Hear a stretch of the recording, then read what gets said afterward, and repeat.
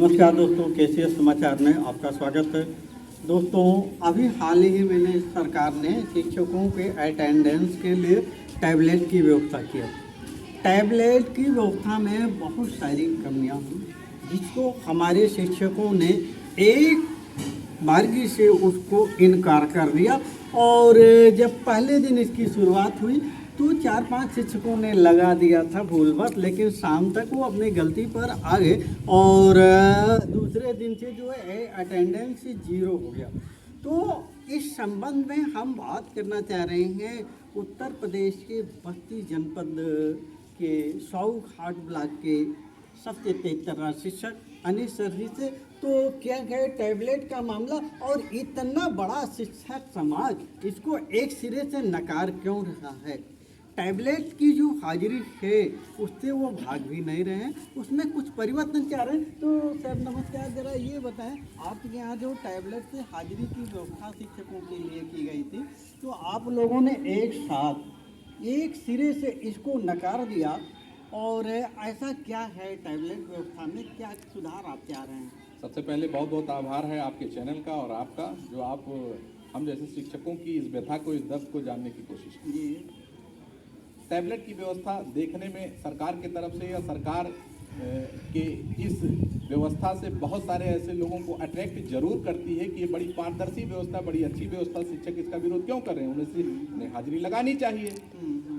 तो इस संबंध में हम शिक्षकों की तरफ से यही कहना है कि हम इस व्यवस्था का विरोध नहीं कर रहे हैं। इस व्यवस्था में आने वाली कमियों और खामियों और चुनौतियों का हम विरोध कर रहे हैं। बहुत है। उसके साथ अगर समन्वय हमारा हो जाए तो हमें विरोध करने का कोई मतलब नहीं है, हम खुशी खुशी इसको लगाने के लिए तैयार हैं। अब चैलेंज ये है कि वो समस्याएं कौन सी हैं। समस्याएं ये हैं कि जब विद्यालय चलता है तो एक रेगुलर शैक्षिक वर्ष में हमें मात्र 14 CL मिलता है। अब हमें इस चैनल के माध्यम से आपसे पूछना चाहेंगे कि क्या हमारे घर में, हमारे परिवार में यदि कोई आफत या विपत्ति आती है तो हमसे वो पूछ के आएगी? नहीं, 14 CL तो वास्तव में एक वर्ष के लिए बहुत कम है। ये तो 14 CL के अतिरिक्त भी सरकार को देना चाहिए। लेकिन यहाँ बात ये हो रही है कि अगर आप 15 मिनट अब्सेंट हुए, देरी हो गए, तो आपको पूरे दिन के लिए अब्सेंट मान लिया जाता है। सरकार का जो ये काला कानून है, ये आप लोगों को पीड़ा पहुँचा रही है। क्या मेरा करना चाहिए? सारी बातें उसी कड़ी में बिल्कुल सही है।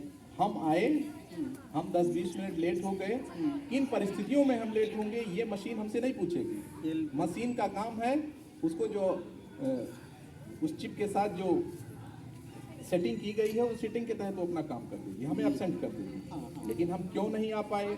रेलवे फाटक बंद था, कि रास्ते में पेड़ गिरा हुआ था, कि बारिश थी, तूफान था, क्या था, ये मशीन नहीं जानना चाहती। अच्छा, इसमें ये बताएं, जैसे मान लीजिए आप 15 मिनट या 20 मिनट लेट हो रहे हैं, तो सरकार का जो ये काला कानून इससे जुड़ गया है, काले नियम जो इससे जुड़ गए हैं, उसी के व्यवस्था में आप क्या चाह रहे हैं? क्या आप सरकार से सुधार चाह रहे हैं? टैबलेट एकदम सही है। संवाद ही एक ऐसा जरिया है जहाँ से सारी समस्याओं का समाधान निकलता है। अब जाकर के सरकार ये मानने के लिए तैयार हुई कि अच्छा, इसकी समस्याओं को देख करके हम आपसे बात करना चाह रहे हैं। इस क्रम में शासन की तरफ से एक बहुत हाई पावर कमेटी का गठन हुआ है, जिसमें हमारे शिक्षक प्रतिनिधि भी शामिल हैं।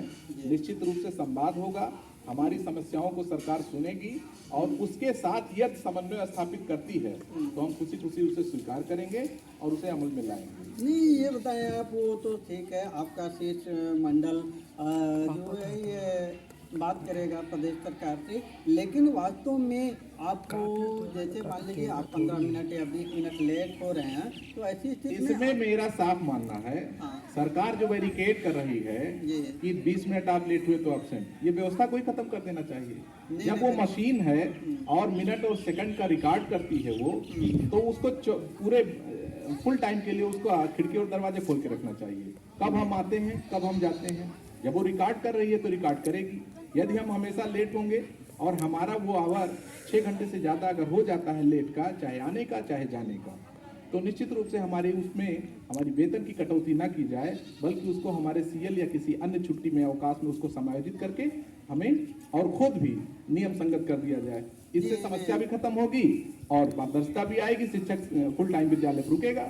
बिल्कुल, बहुत स्वागत योग्य बात आप कह रहे हैं कि ये इस तरीके से व्यवस्था हो कि मशीन जो है वो पूरे चालू रहे, हमारा आना जाना, हमारी हर गतिविधियों को वो देख ही रहे हैं और उसको जो है एक सीएल में, तो कुछ शिक्षकों की आवाज़ें हाफ सीएल में बदलने की क्या है, उचित है? इसमें मेरा कहना है कि पूरे समाज में एक भ्रम या विडंबना फैली हुई है कि अध्यापक विद्यालय नहीं आता और अध्यापक को बहुत छुट्टी मिलती है। मैं यहाँ निकाट इस बात को कह सकता हूँ और दिखा भी सकता हूँ और संबंधित लोग बहुत अच्छे से जानते हैं कि अध्यापक प्राइमरी का इस समय मात्र 83 छुट्टियों पे काम कर रहा है, जबकि राज्य कर्मचारी 84 छुट्टी, नवोदय और केंद्रीय विद्यालय ये 127, 129 छुट्टी का उपभोग करते हैं।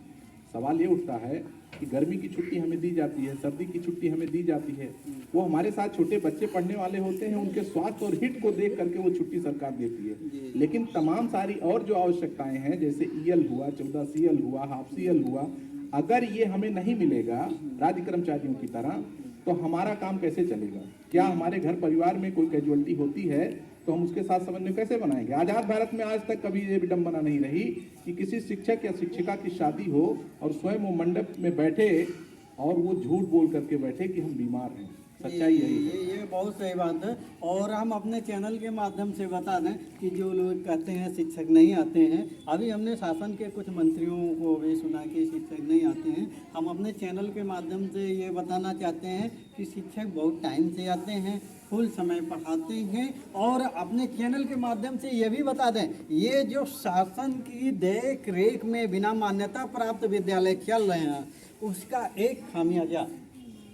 एक खामियाजा हमारा शिक्षक भी भुगत रहा है। खंड शिक्षा अधिकारी या जिले के जो भी अधिकारी आते हैं उनके नॉलेज में है कि कितने बिना मान्यता प्राप्त विद्यालय चल रहे हैं और शिक्षक घर घर जा करके जो है बच्चों को कन्वेंस करते हैं, अभिभावक को समझाते हैं। इसलिए अगर कोई दोषारोपण ऐसा करता है कि हमारे शिक्षक नहीं आते हैं तो बेहद गलत बात है और ऐसे लोगों को हम अपने चैनल के माध्यम से समझाना चाहते हैं कि आप बिल्कुल गलत बोल रहे हैं, आपका जो है उत्तर बेहद गलत है। तो सर जी, इस तरीके से जो है आपको और भी जो टैबलेट के विरोध में आप जो आपको और बातें क्या छूट रही हैं? पहली बात तो मैं यही कहना चाह रहा हूँ, अगर किसी भी व्यक्ति को या सरकार को या किसी समाज को या किसी संगठन को अगर ऐसा लगता है कि बहुत सारे शिक्षक नहीं आते हैं, तो बहुत सारे में वो लिमिटेड शिक्षक हैं, उनको आप चिन्हित कीजिए, उन्हें दंडित कीजिए।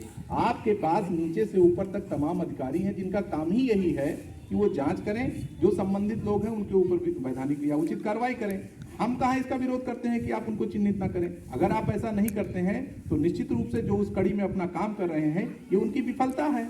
वो उनकी विफलता है कि वो जो लोग नहीं आ पा रहे हैं उनको नहीं ला पा रहे हैं। लेकिन आम अध्यापक जो लाखों लाख की संख्या में है वो आ रहा है, उस पर यह आरोप लगाना कदापि उचित नहीं। ये तो बेहद गलत है और विद्यालयों को चेक करने के लिए जिलाधिकारी से लेकर के तमाम अधिकारी, यहाँ तक कि सांसद विधायक भी जो है विद्यालयों में आ रहे हैं। तो विद्यालय के पठन पाठन को अगर वो गड़बड़ पाते तो शासन को उल्लेख जरूर करते। कोई भी जिलाधिकारी या मतलब कोई भी सांसद और विधायक इस तरीके से कोई उल्लेख नहीं किया है कि विद्यालय में शिक्षक नहीं आते हैं।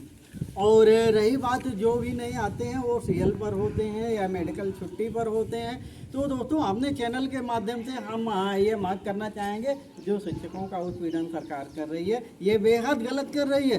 काम तो वो गलत कर रही है, उसके निर्देशन में आए उसके छाया छत्र के लाभ में जो बिना मान्यता प्राप्त विद्यालय जो फल फूल रहे हैं, ऐसे ऐसे विद्यालय मान्यता में चल रहे हैं जिनकी मान्यता जो है रद्द करने की स्थिति हो चुकी है, कोई मानक उनका पूरा नहीं है, फिर भी वो लगातार चल रहे हैं। तो दोस्तों अपने चैनल के माध्यम से हम और अंतिम में ये बात कहेंगे कि बच्चे हमारे विद्यालय में अगर कम होते हैं तो ऐसा नहीं है कि हमारे काम करने में कमी रह जाती है। बहुत सारे गैर मान्यता प्राप्त विद्यालय हैं, बहुत सारे मानक पे नहीं है। अगर इस पे ध्यान नहीं दिया गया तो निश्चित रूप से हमारे नामांकन पे उसका प्रभाव पड़ता है। और एक भी अपने चैनल के माध्यम से हम बता दें कि इस बस्ती जनपद में अगर हम प्रदेश की ना बात करें तो बस्ती जनपद की हम बात करते हैं, इतने बहुत सारे मान्यता जो है इन लोगों ने दे भी रखा है जो मान्यता की स्थिति में नहीं है। परिषदीय विद्यालयों के 1 किलोमीटर के अंदर तो ये इनकी मान्यता तत्काल रद्द की जानी चाहिए। परिषदीय विद्यालय के 1 किलोमीटर या 2 किलोमीटर जो भी इनका दायरा हो उस क्षेत्र में कोई भी विद्यालय ना हो। तो दोस्तों अगर हमारा चैनल आपको पसंद आता है तो लाइक कीजिए, सब्सक्राइब कीजिए, शेयर कीजिए। नमस्कार, धन्यवाद।